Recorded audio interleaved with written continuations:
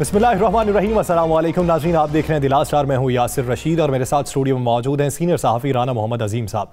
नाज़रीन, इन दिनों 133 NA हल्का जो है उसके ज़िमनी इंतखाबात की तैयारियाँ उरूज पर हैं, तो इस हवाले से कुछ वीडियोस मंजर आम पे आई हैं और उसको लेकर सोशल मीडिया पर काफ़ी बहसो मुबाहिसा जारी है। ऐसे वक्त में कि जब वफाकी हुकूमत ने एक ऑर्डिनेंस के ज़रिए इंतखाबी इस्लाहात की और उसी इंतखाबी इस्लाहात के तहत EVM को लागू किया गया, तो अब इन वीडियोस को लेकर भी EVM को आगे ताहयात अवाम के वोटिंग तरीका एकार पर लागू करने का बेहतरीन हल बताया गया है कि अगर इस तरीके से वोट चोरी होगा तो EVM के जरिए आप उससे बच सकते हैं। राना साहब, पाकिस्तान तहरीके इंसाफ तो इसे अपना प्लस पॉइंट समझ रही है कि वो बुनियादी एजेंडा जो इंतखाबी इस्लाहात का लाना चाह रहे थे, वो ये वीडियो को दिखा के कह रहे हैं कि हम इसलिए बज़िद थे कि हम इंतखाबी इस्लाहात करेंगे। लेकिन सोशल मीडिया के ऊपर कुछ मीम्स भी बन रही हैं। कुछ लोगों का ये मानना है कि रेट बढ़ गया है, पहले चावल की प्लेट होती थी, बिरयानी की प्लेट होती थी, अब 2000 रुपये। बिस्मिल्लाहिर्रहमानिर्रहीम, अस्सलातु वस्सलामु अलैका या सय्यदी या रसूल अल्लाह, अस्सलातु वस्सलामु अलैका या सय्यदी या हबीबल्लाह। या सर, इन वीडियोस के सामने आने के बाद तो यही कहूँगा ना, घर को आग लग गई घर के चिराग से। ऐसा ही तो वीडियो और ऑडियो स्कैंडल लेके आई मोहतरमा मरीम साहिबा, उनकी तरफ से ये स्कैंडल आना शुरू हो गए।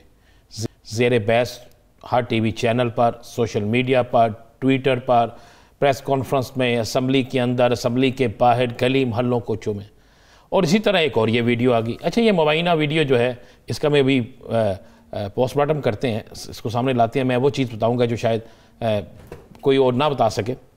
बात यह है कि एक वीडियो है, एक नहीं 3 वीडियो हैं, तीनों वीडियो मुख्तलिफ दफातर की हैं। तीनों वीडियो में मुस्लिम लीग नून को पैसे देते दिखाया गया। अच्छा, ये वीडियो गलत हैं या सही है, इसका जवाब मुस्लिम लीग नून ने देना है। सही। एक वीडियो है पाकिस्तान पीपल्स पार्टी की भी, वो भी दिखाई गई है, हमें वो भी दिखानी चाहिए थी, वो भी दिखाई गई है, उसमें भी पैसे दे रहे हैं। अब इस हल्के के अगर ज़मीनी हक़ाइक़ देखें तो मुस्लिम लीग नून जीत रही है, बिल्कुल वाज़ेह जीत रही है। अब मुस्लिम लीग नून जब जीत रही है तो उसको डर किससे है? अगर आप समझें कि माजरत से पाकिस्तान पीपल्स पार्टी से, पीपल्स पार्टी के वोट मुस्लिम लीग नून 95,000 वोट लेती है, 95,000, और पीपल्स पार्टी 5-5,500 वोट लेती है। अब 90,000 वोट का फ़र्क नहीं निकलता। 10,000, 5,000, 3,000, 2,000 वोट का फ़र्क तो निकलता है, 90,000 का फ़र्क नहीं हो सकता। उसी बात है यासर, ये वोट ख़रीदने का तरीका नहीं है। अब ये देखना है कि ये वीडियो बनाई किसने है।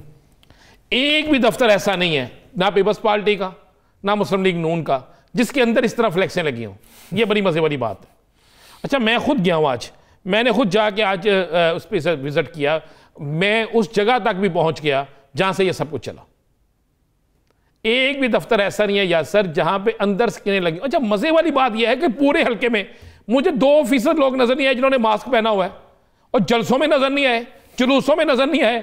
क्या कमाल का यार, यहाँ पे आप देख रहे हैं कि देने वाला भी मास्क पहन रहा है, लेने वाला भी मास्क पहन रहा है। इनको पाबंदी है कोरोना की, और किसी ने पाबंदी नहीं की, किसी जलसे जुलूस बैठक में नहीं है। और आप गौर करेंगे है क्या। अच्छा, मैं वही कह रहा हूँ, घर को आग लगी घर के चिराग से। मरियम साहबा ला रही थी वीडियोस लोगों की, अब ये वीडियोस आ गई। अच्छा, इस पे मुस्लिम लीग नून बोल नहीं रही, इस पे मुस्लिम लीग नून कुछ नहीं कह रही। ये मैं आपको बताता हूँ, ये मुबैना वीडियो है। या सर, एक एक वोट नहीं खरीदा जाता। 90,000 जहां वोट हो वहां पे एक एक वोट नहीं खरीदा जाता, वहां कॉन्सर्ट को बुलाया जाता है। मोहल्ले के मोहरी को पकड़ते हैं। वो आता है, वो कहता है जनाब मेरे पास ये 50 वोट हैं, जनाब ये 50 शनाख्ती कार्ड हैं, ये 50 वोट है, जनाब ये मुझे 50,000 दे दें, जनाब मैंने दफ्तर खोलना है, दफ्तर के पैसे दे दें। ये होता है। अब फिर वही हुआ कि एक प्लानिंग हुई जिसने भी की, मुझे नहीं पता प्लानिंग करने वाला कौन है, ऐसे ना, ठीक है। हम कहेंगे तो फिर वो जाएगा। मैं तो कह रहा हूं कि मैं बता सकता हूं ये जगह कौन सी है। चले यही बता सकते हैं, ये जगह बता देंगे, नाम ना लें, मास्टरमाइंड छोड़ दें, जगह का नाम बता। चले जी, मैं बता दूं, ये पिंडी स्टॉप है जी। अच्छा, ये पिंडी स्टॉप है NA 133 का। हाँ जी, एक पिंडी स्टॉप है, एक इलाका है, उसका नाम है पिंडी स्टॉप। अच्छा, ये वो इलाका है जहाँ पे ये सब कुछ हुआ। और मज़े वाली बात मैं फिर कह रहा हूँ, ये दफ्तर नहीं है। दफ्तरों के बाहर स्क्रीनें लगती हैं, दफ्तरों के बाहर बोर्ड लगते हैं, दफातर के अंदर नहीं लगते। ये कोई वो इलेक्शन, ये ज़िमनी इलेक्शन है। ज़रा चले ना उस हल्के में जाके देखें क्या है। अब मज़ा है ना कि मैं फिर कह रहा हूँ, घर को आग लगी घर के चिराग से। आप लोगों की वीडियो बनाते थे, जाली थी या असल थी। आप लोगों की रिकॉर्डिंग करते थे, जाली थी या असल थी। आपकी अपनी हो गई, वो जाली है या असल है, ये एक बात का मामला है, लेकिन होगी ना रिकॉर्डिंग। अब ये पिंडी स्टाफ का इलाका है जी, जहां की ये वीडियो है। अब कल को इलेक्शन कमीशन सब हमें कहते हैं आगे निशानदेही करें। भाई रिपोर्टर का काम बताना है, निशानदेही करने के लिए पुलिस भी मौजूद है, अदारे भी मौजूद हैं, बाकी लोग भी मौजूद हैं, उनको करना चाहिए। असल में दौर क्या लगी हुई है? दौर ये लगी हुई है कि जनाब मुस्लिम लीग नून के लोगों को टारगेट दे दिया गया है कि आपको जो यूसी दी गई है, अगर इन यूनियन काउंसिल से वोट ज्यादा ना निकले पहले से, या पहले जितने वोट ना निकले, तो आपसे पूछा जाएगा। सही। अब कभी भी मुझे बताएं, नहीं वोट निकलता, आप कोशिश भी कर लें, ज़िमनी इलेक्शन में नहीं निकलता, रेशो कम होती है, बहुत कम होती है, और ऊपर से कंपटीशन नहीं है। पीपल्स पार्टी से नहीं है मुकाबला उनका मुकाबला तहरीक इंसाफ से हो सकता था। तहरीक इंसाफ जो है वो भी, पाकिस्तान तहरीक इंसाफ नहीं है तो आधे वोटर्स की राय ये होगी, उनकी सोच ये होगी कि जब मुकाबला नहीं है, वोट नहीं भी डालेंगे तो जीत जाएंगे। अब मामला ये है, ये वीडियो, अब मैंने जगह आपको बता दिया, पिंडी स्टाफ, और दूसरा जो इलाका जो पीपल्स पार्टी वाली वीडियो है वो मैं आपको बता देता हूँ, वो बागरियाँ की है, और बागरियाँ में जिस जगह वो दिया जा रहा है वो भी जाके चेक कर सकते हैं। ये तो फिर नहीं, पीपल्स पार्टी के साथ तो फिर ज्यादती हुई ना रहा साहब, उनकी तरफ से तो ऐसी रिवायत नहीं ना पनप रही थी। नहीं देखें, रिवायत तो किसी की तरफ से नहीं थी। आप ये कहते हैं चिंगारी लगी है तो पूरी बस्ती जलेगी? पूरी बस्ती जलेगी, लेकिन एक चीज़ तो है ना, मैंने तो कहा है कि जिन्होंने वीडियो लाए, अब वीडियो का जवाब भी वो दें। जो वीडियो लाए ये ज़ाहिर का साबित करें ना ये वीडियो जाली है। अच्छा, इस पर कुछ नहीं होना, कोई इलेक्शन कमीशन की तरफ से माजरत से कोई एक्शन नहीं होना, गवाह कोई नहीं है। इस औरत को कहाँ से ढूंढेंगे? एक लड़का बैठा, उसको कहाँ से ढूंढेंगे? पैसे देने वालों को कहाँ से ढूंढेंगे? एक वीडियो जो तहरीक इंसाफ ने दी थी सेनेट के इलेक्शन में, उस पर कुछ हुआ? कोई गवाह आया? गवाह आए भी तो सुना नहीं गया, वो उनके बकौल वो कभी कहते तो नहीं होगी। या सर, ये मैंने आपको इसका पोस्टमार्टम कर दिया है कि ये पिंडी स्टाफ और बागरियाँ दो जगह है जहाँ की ये वीडियोस हैं, और दोनों वीडियो जिस तरह बनी है, जिस तरह एंगेज किया गया है, सारा कुछ है। यानी इसका पोस्टमार्टम इतना ही हो सकता था जितना कर लिया गया, इससे ज्यादा इसकी पेशरफ्त होने नहीं वाली। नाज़रीन, एक शॉर्ट ब्रेक के बाद सियासी और माशी सूरत हाल करेंगे। पाकिस्तान तहरीक इंसाफ के सेक्रेटरी जनरल आमिर कियानी साहब हमें ज्वाइन करेंगे, कहीं नहीं जाइएगा, स्टे विद अस।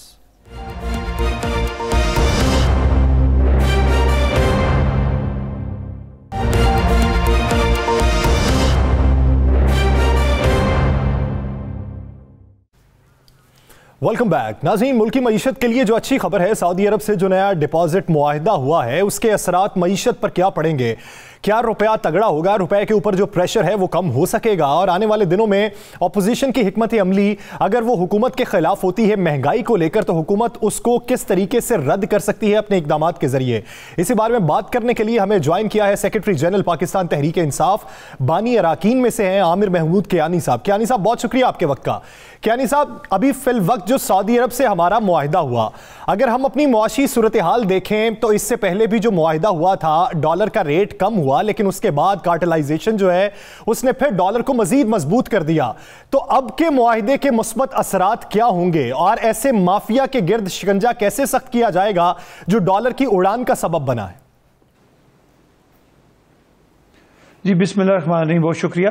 देखिए, गवर्नमेंट्स का काम है कि स्ट्रेंथन करें अपने सारे माशी निज़ाम को, और ये उसकी ज़ाहिर एक कड़ी है, और इंशाल्लाह ताला ये इसकी बेहतरी होगी। ये अनफॉर्चुनेटली बड़े जो पिछला एतवार गुजरा उसमें हमने स्टेट बैंक में डॉलर इन्वेस्टमेंट करके डॉलर की जो को हमने रोकने की कोशिश की, इसमें अरबों डॉलर इस मुल्क का नुकसान हुआ। ज़ाहिर है ग्लोबल विलेज है, इकनॉमिकली भी सारा ग्लोबल एक नेटवर्क है। तो ये इंशाल्लाह ताला ये आप ज़हन में रखें कि हम चाहते हैं कि न्यूट्रलिटी हो, न्यूट्रल चीज़ें हों, ताकि जो इंटरनेशनल मार्केट में वैसे तो जो महंगाई का मामला है वो तो ऑब्वियसली इसलिए है कि आप अगर ग्लोबली देखें जाए we are part of the globe, तो महंगाई तो उस वजह से हुई है। डॉलर का जो इशू है वो जाहिर है कि जब आपके बिजनेसेस बढ़ रहे हैं, आपने देखा कि इंडस्ट्रियलाइजेशन जो हुई है जिसमें इंडस्ट्री बढ़ी है, जो 92-93 में भी फैक्ट्रियां बंद थी कॉटन इसकी टेक्सटाइल की, वो चली हैं। आपकी सीमेंट की एक्सपोर्ट बेशुमार बढ़ी है। आपकी बाकी गाड़ियों में आप देख रहे हैं किस तरह माशाल्लाह चीज़ें इंप्रूव कर रही हैं। जो कंस्ट्रक्शन इंडस्ट्री है इसमें आप 14 इंडस्ट्रीज इन्वॉल्व हैं, फिर रॉ मटेरियल आता है, चीज़ें भी आती हैं। फिर जो आप बात कर रहे हैं उसका बड़ा एक अहम वो है कि जो ये जो माफिया है, एक माफिया है जो कि ये डॉलर गेम खेलती है, प्लस हमें एक इम्पैक्ट मैं कहूँगा कि अफगानिस्तान की जो हालात वाक़यात हैं उससे भी इम्पैक्ट आया है। सो बहुत सारे अवामिल हैं जिससे डॉलर पे रुपये पे प्रेशर आया और डॉलर को ज़ाहिर उसको एक उड़ान मिली। लेकिन इंशाल्लाह जी कि एक माफिया है, 3 साल जी जी इक़्तिदार में हो गया आपको, माफिया से आप लड़ रहे हैं, महंगाई के खिलाफ हो, किसी चीज़ के खिलाफ भी हो, क्यों आप इस माफिया के खिलाफ आज तक कामयाब क्यों नहीं हो सके? वजह क्या है? देखिए मैं आपको एक बात बताऊं, देखिए इसको थोड़ा समझना होगा। आप मीडिया के लोग हमसे बहुत बेहतर समझते हैं। अगर ये पोर्ट्रे हो जाए एक्चुअली जेन्युइनली कि दुनिया में, देखिए it's not just the mafia, ये बहुत सारे अवामिल, मैंने जैसे गुजारिश आपके सामने की, बहुत सारे अवामिल हैं। इसमें अवामिल क्या हैं? देखिए आप एक कोविड बहुत बड़ा जो ग्लोबल है, जो कि एक नेचुरल एक क्लैमिटी है वो जो आई, और उसकी वजह से जो दुनिया में, मैं एक छोटी सी मिसाल आपको देना चाहूंगा कि एक कंटेनर जो $1000 में ट्रांसपोर्ट होता था, जिसमें सारा सामान आपको पता है, कंटेनर में तो हर किस्म का सामान आता है, इस वक्त वो $9000 अगर पाकिस्तानी टर्म्स में करें 2.25 लाख और का था, और इस वक्त अगर 9 करें तो 13-14 लाख का हो गया है। तो कंटेनर में कितना को सामान आता है? हजारों लाखों कंटेनर्स आते हैं, और फिर ब्लॉकेड हुई है दुनिया। मैंने रिपोर्टें रिसेंटली देख रहा था कि दुनिया में जो सामान तहसील होती थी, जो 15-20 दिन में पहुंचता था, डिलीवर होता था, आज वो 3.5-4 महीने भी नहीं पहुंचा। तो ये एक वजह है कि जो चीजें महंगी हुई, और ये माफिया अपनी जगह, लेकिन ऑन द अदर हैंड जो ग्लोबल विलेज का पैसा, माफिया के मतलब जानना चाहता हूं, माफिया इतना ताकतवर है कि आपकी हुकूमत उसे आज तक काबू नहीं कर सकी। ये तो एक वजह आपने बता दी। मैंने माफिया, आपने माफिया का जिक्र किया ना, मैं माफिया पूछना चाहता हूं, माफिया क्यों नहीं कंट्रोल? जी जी बिल्कुल है, बिल्कुल है। देखिए एक तो माफिया है, उसमें देखिए रीजंस हैं। एक मिसाल के तौर पे, एक अनफॉर्चुनेटली हमारे यहाँ ये ट्रेंड रहा है कि लोग, आम बंदा भी जब थोड़ी सी डॉलर जरा बढ़ता है उसे एज अ गोल्ड लेना समझना शुरू कर देते हैं। ये ऐसा नहीं है। मैं आपकी तवज्जुह से ये कहना चाहता हूं कि हम अपने माशरे को खुद, हर बंदा किसी न किसी ने $1000, $2000, $4000, उसमें जो गेम है वो जो आपके जो डीलर्स हैं जो इसको चाहते हैं कि ऊपर नीचे चढ़ता रहे, उनके मार्जिन निकलने जैसे स्टॉक एक्सचेंज में होता है। यानी सब मजमूई तौर पे अगर आप सूरत हाल देखें, आप ये देखें महंगाई की शरह पहुंची कहां पे, हमारी जो मुल्की पैदावार है, जो हमारी यहाँ पे प्रोडक्शन है, उस पर भी कितना फर्क पड़ गया। कॉस्ट ऑफ प्रोडक्शन पे ज्यादा फर्क नहीं पड़ा, लेकिन मार्केट में चीजें आती हैं तो उसका रेट कितना बढ़ जाता है। हम यहाँ पे जो कमेटीज हमारे बनी होती हैं, वो दुकानों पे जाके तो चेकिंग करती हैं, लेकिन वो उन मार्केट्स के दौरान बीच में जो अनासिर हैं उनकी छानबीन नहीं करते। हालांकि मालूम भी होता है कि रेट कौन बढ़ाता है। उस पे कंट्रोल अभी 3 साल तक नहीं हो सका, तो अगले 2 साल में कैसे हो जाएगा? देखें हमारी फायर फाइटिंग थी। आप प्लीज, ये मैं फिर आपसे रिपीट करूंगा कि इस दौर में कुछ 1.5 से 2.25 साल तो आपकी कवर ने लिए। उसमें एक फायर, इस वक्त आप खुद अगर आप 1.5 साल पीछे जाएं, जो फियर फैक्टर था, आपको भी उस चीज का अंदाजा है कि गवर्नमेंट का बहुत सारा तवज्जो उस तरफ भी चलेगी। और आपको एक चीज बिल्कुल महंगाई है, मैं आपके सामने कहता हूं कि लोगों पर प्रेशर है, महंगाई है, बट मैं ये भी समझता हूं कि ये एक इम्पैक्ट है जो ग्लोबल इम्पैक्ट है। मैं सिर्फ एक बात नहीं करता, फिर आप 40-50 साल पे मुझे जरूर जाना पड़ेगा। उसकी रीजन है, उसकी रीजन है कि हम जो हमारी बेसिक चीजें हैं, जिस तरह खुर्दनी तेल है, जिस तरह आपके दालें हैं, ये छोटी छोटी चीजें जो अवाम के लिए बहुत अहमियत का हामिल है, उनमें आप अंदाजा लगा लें कि हम दुनिया की बेहतरीन निजाम होने के बावजूद निकाल दिए, बड़ा मुश्किल हालात हुए। लेकिन आपके ये 1.5-2 साल जिसमें कोरोना के हालात बड़ी मुश्किल हुई पूरी दुनिया के साथ हैं, हम ये मान लिया, ये कोरोना के और अभी फिर अल्लाह माफ करे शुरू, अल्लाह पाक दुआ करें खैरियत रखे अल्लाह। आपकी हुकूमत ने इकरार किया कि वाकई यहाँ पे करप्शन हुई है, वो किस तरह हो गई? वो कोई जिन्नात थे, अंदर के लोग थे? देखिए मैं आपको ये देखें माफिया हर जगह है। मैं फिर कहूंगा कि क्यों नहीं है। मैं आपको फिर गुजारिश ये करूंगा कि ये एक सिंगल एलिमेंट नहीं होता, बहुत सारे फैक्टर्स हैं जो इस चीज को बढ़ावा भी देते हैं, और बहुत सारे फैक्टर्स हैं जिसकी वजह से ये बढ़ती भी है। महंगाई, मैं आपको कहा, मैं क्या, हमारे प्राइम मिनिस्टर साहब कहते हैं कि महंगाई बिल्कुल हुई है, और इंशाल्लाह उसके लिए मैं आपको ये भी बता दूं कि दिसंबर के एंड में और इस दिसंबर के मिड में हम पूरी कैंपेन कर रहे हैं, और इंशाल्लाह ताला हम 7 लाख किराना स्टोर्स पे हम उनको ऑनलाइन ले रहे हैं, और आम पब्लिक 10 करोड़ आदमी इंशाल्लाह उससे मुस्तफीद होगा। उसको 30% इंशाल्लाह जो बेसिक चीजें हैं, जिसमें आपका आटा है, जिसमें आपकी दालें हैं, जिसमें आपका कुकिंग ऑयल है, इंशाल्लाह ताला उनको उनके रिलीफ मिलेगी। इंस्पाइट की इंटरनेशनल प्रेशर है, लेकिन लीडर हमारी लीडरशिप जो है उसने बिल्कुल तैयार कर रखा है। दिसंबर में इंशाल्लाह ताला मार्केट बेशक ऊपर जा रही है, मैं जानता हूं इंटरनेशनली अभी भी हालात वैसे ही हैं, लेकिन इंशाल्लाह हम रिलीफ देंगे। फिर मैं आपसे ये कहूं कि 350 अरब हमने सिर्फ हेल्थ कार्ड की जो मद में दिया है और देने जा रहे हैं। केपी सारा मुकम्मल हो चुका। पंजाब में इंशाल्लाह ताला के पुराने अदवार में जब हुकूमतें होती थी, हुकूमत के जाते वक्त ये बात होती थी कि कितना तरक्याती काम हुआ, कितनी सड़कें बनी, कितने नए इदारे बने, कितने इदारे फाल हुए या कितने इदारे गैर फाल हो गए, ये बुनियादी तौर पे तमाम तर कारकर्दगी होती थी। लेकिन मौजूदा दौरे हुकूमत में तरक्याती काम तो दरगुजर आप दरकिनार उसे एक साइड पे कर दें, यहाँ पे तो रोजमर्रा की अशियाए खुरनोश पे बहस नहीं खत्म हो रही। क्या आपको लगता है कि अगले 2 साल बाद आप जब दोबारा कैंपेन के लिए निकलेंगे तो उस वक्त सूरत हाल आपके हक में होगी? सिर्फ 2 मिनट मुझे दे दें, मैं आपको बड़ा इंटरेस्टिंग ये पर मीडिया थोड़ा सा, शायद हमारी भी कुछ गलतियां होंगी, लेकिन मीडिया थोड़ा सा एग्रेसिव भी है। मैं आपको छोटी सी फिगर देता हूं। देखें जो प्रोजेक्ट्स आप कहते हैं ना, जो आप हैरान हो जाएंगे कि हमारे दौर में सड़कें ज्यादा बनी, हमारे दौर में मोटरवे ज्यादा बनी। मैं आपको फिगर्स के साथ बता सकता हूं कि इनके दौर में अगर 2317 प्रोजेक्ट्स टेंडर हुए और बने, हमने 3238 किलोमीटर रोड्स बनाई, इन्होंने 23,000 बनाई। मोटरवेज पे अब जो हमारी जो सड़कों की, ये भी बड़ी इंटरेस्टिंग बात है। आप कहते हैं महंगाई हुई, बिल्कुल हुई। आप ये सुन लें, महंगाई का आलम यह है कि जो हाईवे 4 लेन हाईवे हमने 37 जो हमने 17 करोड़ में बनाया पर किलोमीटर, इन्होंने हमसे जब महंगाई नहीं थी जिसको ये रोना रोते हैं, उस वक्त इन्होंने 37 करोड़ रुपीस की पर किलोमीटर पेमेंट की है। हम कहते हैं ना सरिया महंगा हो गया है, सीमेंट महंगा हुआ है, बिल्कुल हुआ है, क्योंकि कंस्ट्रक्शन बहुत तेजी से बढ़ी है, बहुत ज्यादा मार्केट हुई है। अब ये अंदाजा करें, जब बकोलिन के जब डॉलर 105 का था तो सड़कें बनी 4 लेन 37 करोड़ की। ये तो इनके ऊपर व्हाइट पेपर निकलेगा और 17 करोड़ रुपए में हमने इस दौर में बनाई, जो कहा जाता है कि महंगा है। तो ये इतना फर्क है। जो मोटरवे आपने दीजिए चीजें बताई बिल्कुल होंगी, लेकिन जमीनी इकायक आपको भी पता है, मुझे भी पता है, एक और बात, आवाम इसको मानने के लिए तैयार नहीं है। जरा आगे थोड़ा सा बढ़ते हैं इस पे कैनी साहब। नहीं, आपने सेक्रेटरी जनरल भी है तहरीक इंसाफ के, आपने कहा डेवलपमेंट, देखिए आपने कहा डेवलपमेंट, आप बिल्कुल ठीक कह रहे हैं, डेवलपमेंट ही मैं बता रहा हूं कि हमने इनसे डबल, ऑलमोस्ट डबल सड़कें मोटरवेज बनाए हैं। यही तो परसेप्शन गलत है कि हमने इनसे इस 3 साल में हमने इनसे ज्यादा बना चुके हैं। आगे तो इंशाल्लाह जो हमारी जो वर्किंग है वो 6118 किलोमीटर के लगभग है। तो ये हमसे कभी भी इस चीज में कंपीट नहीं कर सकते और सस्ती भी।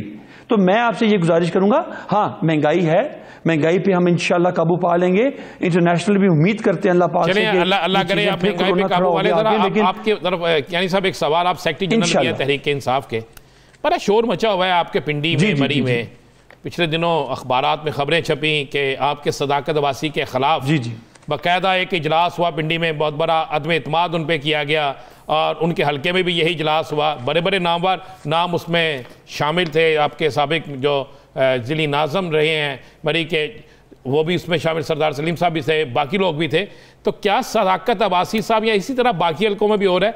वो एक आपकी जमात के बड़े अहम रहनुमा भी हैं, ठीक है, कंटोनमेंट बोर्ड का इलेक्शन हार गए वो, ये क्या हो रहा है? क्या उनके खिलाफ वाकई को अदम एतमाद आ रही है? उनके खिलाफ हल्के के लोगों की तरफ से आपके अंदर की लड़ाई क्या है? देखिए मैं आपको बड़ी हकीकताना, क्योंकि बीइंग ए सेक्रेटरी जनरल मैं नजर होती है। नॉर्थ में आपको पता है मैंने तकरीबन सारा इलेक्शन लड़ाया, अल्लाह ने बड़ी इज्जत दी, 90% सीटें भी जीती। देखें ये याद रखें, जहां भी इंसान बैठते हैं वहां पे कोई ना कोई कशमकश होती है, लेकिन वो काम भी ठीक ठाक कर रहे हैं। और जो लोग देखें, जिन लोगों ने उधर टिकट अप्लाई किया या बाकी हल्कों में टिकट अप्लाई किया, उनकी हमेशा ये ग्रज रहती है थोड़ा बहुत। सॉरी मेरे वो सारे भाई हैं, वो रिएक्शंस आते हैं। End of the day we are human beings, हम उनको बिठाते भी हैं, सेटल भी करते हैं, जहां पे वो बैठते हैं वो जाहिर है उनका हक है, वो आते हैं। लेकिन आपको अपनी लिमिट्स रखनी चाहिए, हर पार्टी के अंदर डिसिप्लिन होना चाहिए और डिसिप्लिन हम कायम करते हैं और कायम करेंगे। और सदाकत अब्बासी के हवाले से सदाकत अब्बासी ही लड़ेंगे उनके मुकाबले में? इस पे आप खामोश हो जाते हैं? तो पार्टी डिसाइड करेगी, मैं I am nobody to decide. लेकिन नहीं, मैं हूं, लेकिन पीएम साहब, चेयरमैन साहब बैठेंगे, नजर आ रहा है कि आने वाले दिनों में कोई तब्दीली आ रही है। देखिए सदाकत अब्बासी ने अभी देखिए सादाकत अब्बासी ने अभी आपकी एक बहुत बड़ा काम था, यूनिवर्सिटी का काम था, पानी का इशू था, वो भी रिजॉल्व किया। वो भाग रहे हैं कि उनका हल्का सबसे बड़ा हल्का है और उन्होंने बड़ी मार्जिन से जीता है। मैं समझता हूं कि उन्होंने अपना रोल बड़ा अच्छा अदा किया है, तो पार्टी कंसिडर करेगी कि जो उन्होंने जो डेवलपमेंट करवा रहे हैं, कोशिश कर रहे हैं। तो आई होप कि ज़ाहिर देखिए मैं इस स्टेट पे तो नहीं कह सकता कि टिकट मुझे भी मिलेगा कि नहीं, ये कोई मारूसी जमात तो है नहीं। अभी आप नहीं कह सकते उनको टिकट मिलेगा या नहीं, अभी सवाल या निशान लगा देते हैं। एक जुमला बोलूंगा सर, ये पार्टी जो है ना मफाद की पार्टी है ना औलाद की, उनकी पार्टी जो है औलाद की पार्टी है और मफाद की पार्टी, यानी जो डिलीवर करेगा उसी को टिकट मिलेगा, जो अवाम में मकबूल होगा उसी को आगे बढ़ाएंगे। आपके यानी साहब NA 133 के बारे में बात कर, बिल्कुल देखिए मैं तो कहता हूं कागजात मुस्तरद हुए, अब एक इतनी बड़ी सीट, इतना बड़ा हल्का, वहां पे आपके सूबाई वज़रा भी मौजूद हों, तो ऐसे में कागजात नामजदगी मुस्तरद हो जाना, लाहौर हाई कोर्ट तक जाना, लेकिन फिर बाद में फैसला करना कि सुप्रीम कोर्ट में रुजू नहीं किया जाएगा, आपने बतौर पार्टी सेक्रेटरी जनरल क्या इसकी तहकीकात का फैसला किया? देखिए ये 2-4 दिन पहले मीटिंग हुई थी, वो आए थे, उन्होंने अपनी एक्सप्लेनेशन भी दी, लेकिन मैं फिर जाती तौर पर as a secretary general of the party मैं ये समझता हूं कि उनकी इंतहाई कोताही है। ये उन्होंने बड़ा ब्लंडर है क्योंकि 22 साल आप शैडो मिनिस्टर भी लेके आए, शैडो कैबिनेट भी लेके आए, आप पूरा फॉर्मूला लेके आए और दौरे हुकूमत के अंदर इतना बड़ा ब्लंडर हो जाए आपसे। नहीं बिल्कुल, मैं इसको कभी भी डिफेंड नहीं करूंगा, जो चीज गलत होगी उसे मैं गलत कहूंगा, बिल्कुल I am not ready to defend it. उनकी कोताही और गलती है जिसकी वजह से पार्टी ने सफर किया है, ये बिल्कुल सही बात आपने की है। मैं खाम खा कहूंगी नहीं जी उन्होंने बड़ा जी। क्या नहीं साहब, बल्दियाती इलेक्शन कितने मरहलों में करा रहे हैं, कब करा रहे हैं, पंजाब के अंदर कब करा रहे हैं?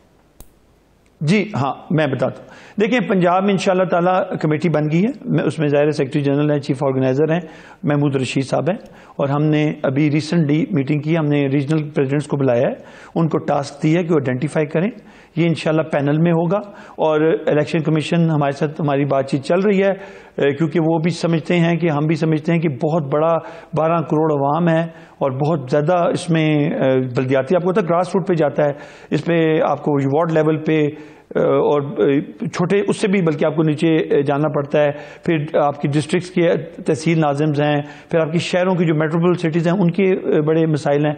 तो हम कोशिश ये है कि ये हों एक वक्त में, लेकिन एक जगह पे हों, लेकिन डिवीजन वाइज हो जाएं या 2 डिवीजन वाइज हो जाएं, ये चीज़ें चल रही हैं। और इंशाल्लाह ताला हम चाहते हैं कि सबके लिए कंफर्ट लेवल क्रिएट हो, चाहे कोई पार्टी भी हो, हर पार्टी का राइट है।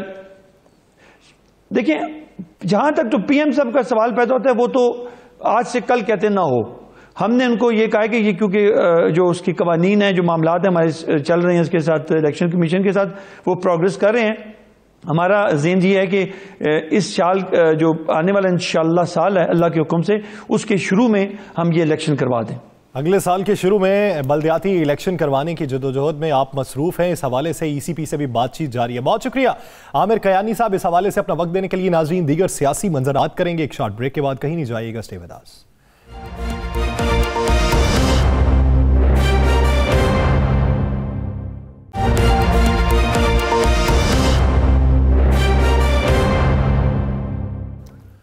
Welcome back. नाज़रीन हुकूमती इकदामात पे हमने बात की, हुकूमत की अब तक की तरजीहात पे भी बात कर चुके हैं और हुकूमत के इकदामात के ऊपर जो पेशरफ्त होने जा रही है उसका भी हमने इहाता कर लिया। लेकिन अब बात करेंगे ऑपोजिशन के हवाले से कि ऑपोजिशन हुकूमती इकदामात और हुकूमती गवर्नेंस को किस नज़र से देखती है और वफाक और सिंध के दरमियान जो चपकलिश जारी है इसका नतीजा क्या निकलेगा। इसी बारे में बात करने के लिए पाकिस्तान पीपल्स पार्टी के सीनियर रहनुमा साबिक चेयरमैन सेनेट नैयर हुसैन बुखारी साहब ने हमें ज्वाइन किया। बुखारी साहब बहुत शुक्रिया आपके वक्त का। बुखारी साहब अगर हालिया इकदामात देख लें, रोटेशन पॉलिसी के तहत जो 11 अफसरान का तबादला था 20वें ग्रेड के सिंध के, अब वफाक अहकाम जारी कर चुका, वज़ीर आला सिंध ने ताहुक्म सानी रोक दिया है कि आप चार्ज नहीं छोड़ सकते, उन्होंने चार्ज नहीं छोड़ा तो वफाक ने उन्हें शो कॉज नोटिस जारी कर दिया है। अब वफाक और सिंध की लड़ाई के अंदर अगर ब्यूरोक्रेसी में गवर्नेंस में बहरान पैदा होता है तो उसकी जिम्मेदारी किस पे आयद होगी? शुक्रिया। देखें 18th अमेंडमेंट के बाद जब डेवोल्यूशन होगी है, ऑब्वियसली लॉ एंड ऑर्डर की एडमिनिस्ट्रेशन की जो जिम्मेदारी है वो प्रोविंशियल गवर्नमेंट पे है। अब प्रोविंशियल गवर्नमेंट बेहतर समझती है कि किस अफसर को कहाँ होना चाहिए और कब तक होना चाहिए। नो डाउट एस्टेब्लिशमेंट डिवीजन जो वफाक का है वो जरूर करता है, लेकिन एस्टेब्लिशमेंट डिवीजन जो है वो प्रोविंसेस की रिक्वेस्ट पे या ऑफिसर्स या उनकी सजेशंस पे या उनकी रिकमेंडेशन पे लगाते हैं। तो मैं समझता हूँ कि अगर वो प्रोविंशियल कैबिनेट और प्रोविंशियल एग्जीक्यूटिव जो अथॉरिटी है वो समझती है कि वो ठीक फंक्शन कर रहे हैं तो उनका विड्रॉल जो है वो मुनासिब नहीं था और वो ट्रांसग्रेस किया अथॉरिटी फेडरल गवर्नमेंट ने उनको विड्रॉ करके। और फेडरल गवर्नमेंट को चाहिए कि जो फेडरेटिंग यूनिट है उनकी गवर्नमेंट को साथ लेके चले। अगर वो साथ लेके नहीं चलते तो वो पाकिस्तान में क्राइसिस क्रिएट करने के मूजिब वो होंगे, जिम्मेदार वो। नैयर हसन भारी साहब, 5 और 6 तारीख को एक बड़ी अहम मीटिंग जो है मौलाना फजल रहमान बुला रहे हैं। उसके बाद उनका कहना है कि हम एक ऐसी तहरीक चलाएंगे कि जो फैसला कुन होगी। तो क्या इस ऐसी तहरीक में जो फैसला कुन होंगी उनके बकौल, उसमें पाकिस्तान पीपल्स पार्टी उनका हिस्सा बनेगी? अगर मौलाना और उनके साथी हमसे रजू करेंगे तो बिल्कुल हम इस पर गौर करेंगे, हमारी सीसी फैसला करेगी।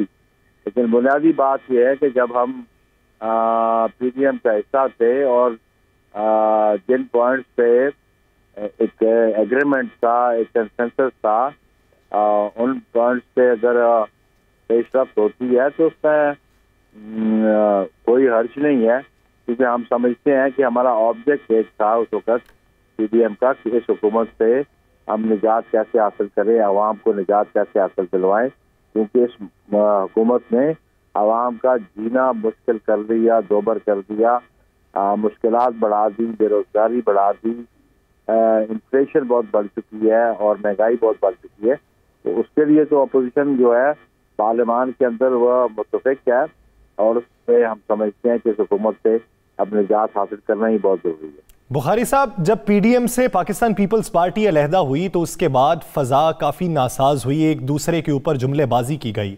अब ऐसे वक्त में कि जब PDM रुजू करना भी चाहे और वो तरद्दुद और तकल्लुफ में रुजू ना करे, तो क्या पाकिस्तान पीपल्स पार्टी भी रुजू नहीं करेगी? देखिए, पॉलिटिक्स में परमानेंट फ्रेंड्स और फोर्स नहीं होते, ये पॉलिटिक्स में आप देख रहे हैं।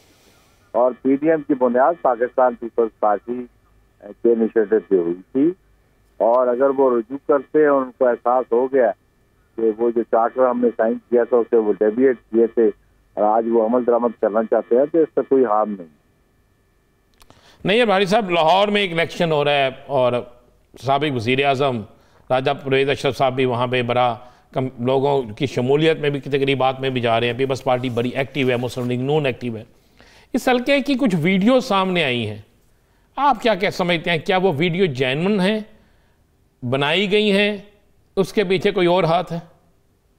देखिए ना जी, वो उसमें बुनियादी बात तो यह है कि ये PTI इस सारे प्रोसेस से बाहर थी, वो अपनी गलती की बुनियाद पर गायब थी या बाय डिज़ाइन बाहर थी।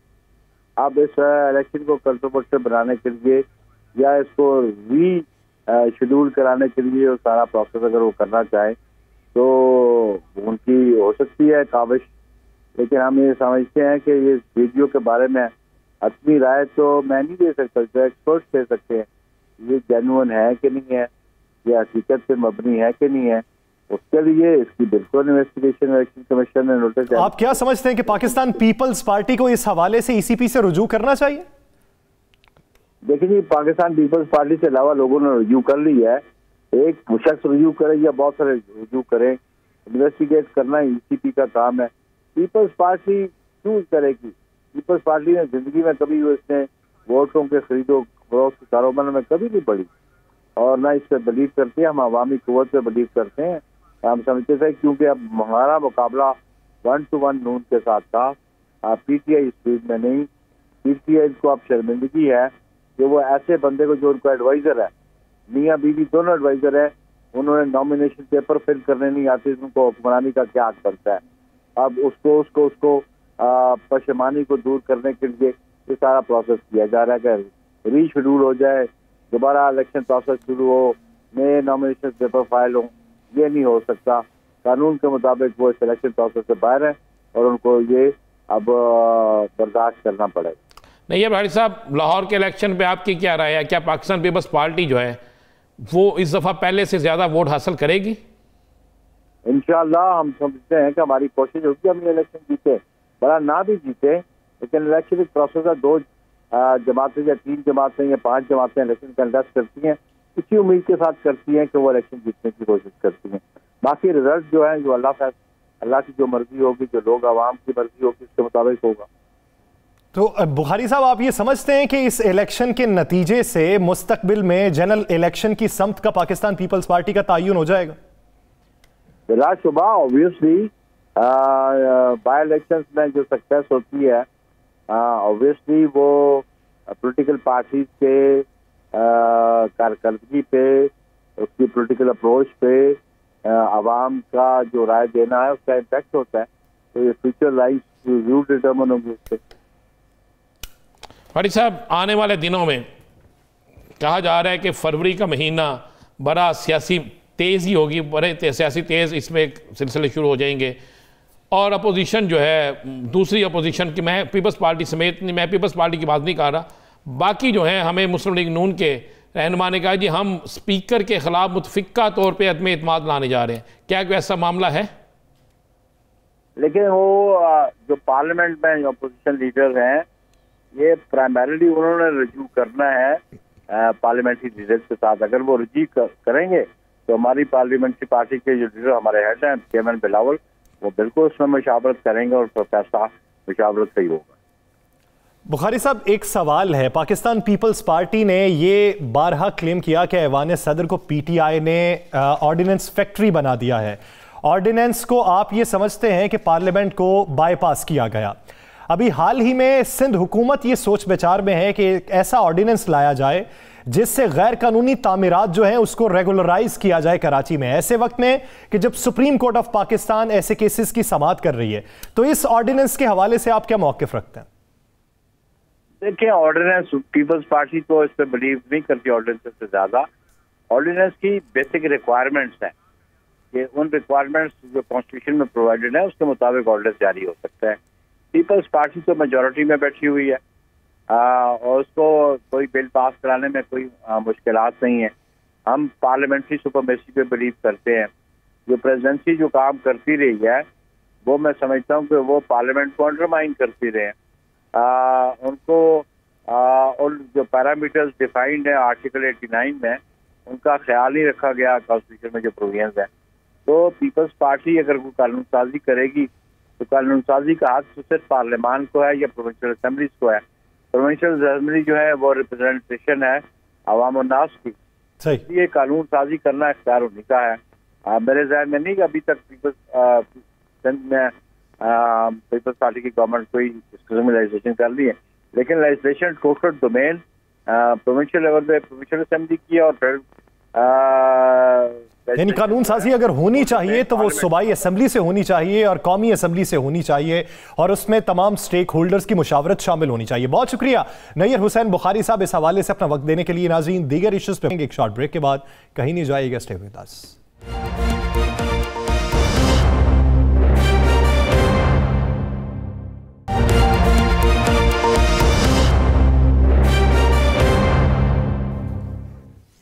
Welcome back. नाज़रीन, जिस तरह प्रोग्राम के दूसरे हिस्से में हमने पाक सऊदी ताल्लुकात पे बात की और एक नए मुआहिदे पे बात की, तो अब उस पर तफसीलन बात कर लेते हैं। पाक सऊदी ताल्लुकात इस वक्त किस नहज पे हैं? हमारे मुल्क को जब भी कोई मुश्किल आन पड़ी हो तो सऊदी अरब हमारे कंधे के साथ कंधा मिला के खड़ा रहा, वो चाहे तेल की मौखर अदायगियाँ हों या दीगर सूरत हाल हो। तो नया मुआहिदा और नई सूरत हाल, उम्रा वीज़ा, ये मुस्तकबिल में क्या मुस्बत पेशरफ लेके आ रहा है? राना साहब की तरफ बढ़ते हैं। राना साहब, अभी जो हालिया मुआहिदा हुआ, इससे बेहतरी क्या आएगी? उम्र वीज़े पे बाद में चलते हैं। देखिए यार, इससे बहुत बेहतरी आएगी। नंबर एक तो इसमें आपकी मुआशी जो सूरत हाल एकदम बिगड़ती जा रही थी, आपका डॉलर बिल्कुल ऊपर जा रहा था, इस तरह लगता था कि डॉलर काबू में नहीं आएगा। एक तो डॉलर की परवास अब नीचे की तरफ आना शुरू हो जाएगी। दूसरा, आप देखें कि आपकी मुआशत जो है ये मुस्तहकम होना शुरू हो जाएगी। तीसरा, आपको बहुत सी चीज़ें, बहुत तेल की जो अदायगी थी नगद में भी करनी पा रही थी। तेल की अदायगी जो थी उसको डॉलर्स के हिसाब से, जैसे जैसे डॉलर महंगा हो रहा था तेल की अदायगी भी आप उसी हिसाब से करते थे, पैसे ज़्यादा जा रहे थे। अब सऊदी अरब से आपका एक तो तेल उधार तेल का मुआहिदा हो गया, दूसरा आपके वो जो पैसे आने थे $3 अरब वो आ रहे हैं। उसके अलावा जो है मेरे पास जो जो बहुत बड़ा है कि इस वक्त दोबारा से ग्वादर के अंदर, बड़े पैमाने पर ग्वादर के अंदर जो है वो सऊदी अरब इन्वेस्टमेंट करने जा रहा है, उस कश्मीर के अंदर इन्वेस्टमेंट करने जा रहा है। सऊदी अरब जो है पंजाब में, KPK में और इस तरह बलोचिस्तान में, सिंध में, चारों सूबों के अंदर बड़ी इन्वेस्टमेंट करने जा रहा है। सऊदी अरब इसलिए बड़ी इन्वेस्टमेंट करने जा रहा है कि सऊदी अरब चाह समझ रहा है कि पाकिस्तान के अंदर इन्वेस्टमेंट इस वक्त महफूज भी है, और दूसरा पाकिस्तान के अंदर जितनी वो इन्वेस्टमेंट करेंगे उतना ही ज़्यादा उनका और पाकिस्तान का रिश्ता मजबूत होगा। ये वज़ीर-ए-आज़म पाकिस्तान जब गए थे तो जाके वहाँ पर जो मुआहदे किए थे वली अहद से, जो दीगर मामला हुए थे, उसमें ये सारी चीज़ें तय थी। लेकिन जिस तरह वक्त के साथ साथ चीज़ें सामने आना शुरू हुई हैं, वक्त के साथ साथ बहुत से मामला ठीक होना शुरू हुए हैं, तो ये चीज़ें भी आना शुरू हो गई हैं। कुछ लोगों ने तो कहा था ना जी कि हम कुछ दे आए हैं और जो कुछ दे आए हैं वो हमें नहीं देना चाहिए था। हम कुछ नहीं दे के आए, हम हमेशा सऊदी अरब से लेके, हाँ सऊदी अरब को क्या दे के आए कि सऊदी अरब को हम ये दे के आते हैं हमेशा कि हम सऊदी अरब के साथ खड़े हैं, हरमैन शरीफैन जो है उसकी हिफाजत के लिए साथ खड़े हैं। अगर सऊदी अरब के ख़िलाफ़ कोई मुल्क खड़ा होगा तो सबसे पहले पाकिस्तान सऊदी अरब के साथ खड़ा होगा। पाकिस्तान सऊदी अरब एक है। ये बहुत सी चीज़ें। अब जैसा जो इस वक्त जहाँ पाकिस्तान की मुआशी सूरत हाल, पाकिस्तान के अंदर बिजनेस, पाकिस्तान के अंदर मुख्तलिफ प्रोजेक्ट पर काम कर रहे हैं, वहाँ सबसे बड़ी खुशखबरी जो पूरे आलम इस्लाम के लिए भी है और बिलखसूस पाकिस्तान के लिए।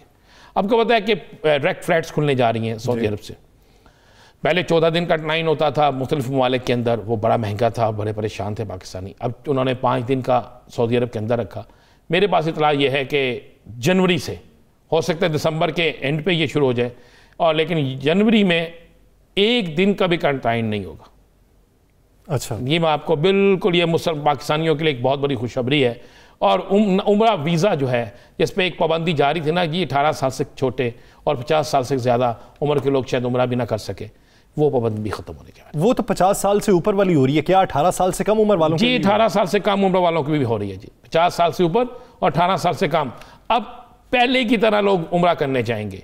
और दूसरा ये जो था 5 दिन का, ये भी जनवरी में, बल्कि दिसंबर के एंड तक चांस है कि हो जाए, नहीं तो जनवरी में ये भी हो जाएगा।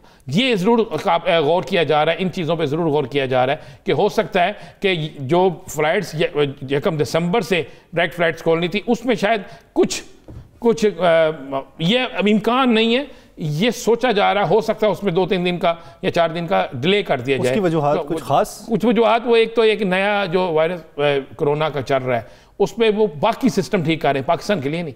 जब ओवरऑल ठीक करते हैं तो उसमें कोई ना कोई चीज़ें जो है वो अपनी सेट करते हैं, लेकिन ये 15% इम्कान है। ये मैं नहीं कह रहा कि 100% है, इस पर काबिल गौर है, उस पर गौर हो रहा है। और दूसरा आपको बताऊँ, आपको पता है कि उन्होंने खासकर पाकिस्तानियों के लिए एक शोर था कि जनाब 30 नवंबर तक वीज़ा की मुद्दत थी, सही, या दिसंबर के। उन्होंने कहा जी 1 माह और, सऊदी वली अहद ने ऐलान कर दिया है कि 1 माह मजीद जो है उसको बढ़ा दिया गया है, और उसमें कोई पैसा नहीं लगेगा, कोई पेमेंट नहीं लगेगी। कुछ एयरलाइंस वालों ने, आपको पता है, बड़ी ज़्यादा टिकटें महंगी कर दी थी कि लोगों को मजबूरन फौरी जाना था ताकि जाके उनके कामें जो हैं वो न्यू हो सके, वो अपना दोबारा काम शुरू कर सकें। अब उन्होंने कहा जी आप सुकून से आएँ, आपके पास इतना टाइम मौजूद है। जब उतना टाइम उनके पास मौजूद होगा तो उस टाइम में वो बाकायदा आराम से जा सकेंगे, ब्लैक मेलिंग से बच जाएंगे, एयरलाइंस की ब्लैक मेलिंग से बच जाएंगे, होटल्स की ब्लैक मेलिंग से बच जाएंगे, वहाँ पर मुख्तलिफ कफ़ीलों की, अब वो आराम से जाएंगे। अब सबसे बड़ी ये कफ़ील या दीगर मामला तो होते रहते हैं, लेकिन उम्रा जो है वो बड़ा दोबारा उसी तरीके से खुल रहा है जिस तरीके से पहले था। पाबंदियाँ ख़त्म हो रही हैं, टाइम ख़त्म हो रहा है। तमन्ना ऐप के ज़रिए ये सब कुछ होगा जी, उसके ज़रिए भी होगा। और बहुत से एक ऐप है, उसके अलावा इन्होंने अब बहुत वो ठीक ट्रैवल एजेंट जो होंगे ना उनको बाकायदा लाइसेंस दिया जाएगा। सही, बहुत से बड़े ट्रैवल एजेंट भी होंगे, छोटे भी होंगे, लेकिन अब वो एक चीज़ ज़रूर होगी, वो फ्रॉड ख़त्म हो जाएगा। वो एक फ्रॉड जो चलता था ना कि जनाब आपने दे दिए, इतने पैसे दे दिए और आगे जाके कोई चीज़ नहीं मिली, ऐसा नहीं होगा। पाकिस्तानियों के लिए खुशखबरी ये है कि सऊदी अरब में आपका जाना, वहाँ पे कंटाइन जो है, ये सिलसिला यानी रब के घर की ज़ियारत हासिल करने के लिए मुस्तनद तरीक़ाकार अपनाए गए हैं जो आने वाले दिनों में ज़ायरीन के लिए भी आसानी पैदा कर सकेंगे। नाज़रीन, द लास्ट और राना अज़ीम साहब को दीजिए इजाज़त, अपना ख्याल रखिएगा, अल्लाह निगहबान।